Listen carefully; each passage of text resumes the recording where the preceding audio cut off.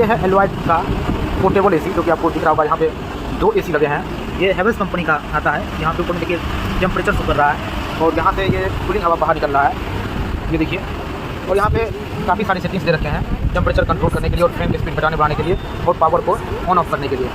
ये देखिए बेहद ही पोर्टेबल इसको बनाया गया है। इसका आउटलेट कुछ इस तरह से बना हुआ है। यहाँ देखिए इस वीडियो को लाइक करें, हमारे चैनल को सब्सक्राइब करें और बेल आइकन जरूर प्रेस करें। 12 बाई 12 का कमरा है और इसकी कूलिंग बहुत ही अच्छे तरीके से ये कर पा रहा है। इस वीडियो को लाइक करें, हमारे चैनल को सब्सक्राइब करें और बेल आइकन जरूर प्रेस करें।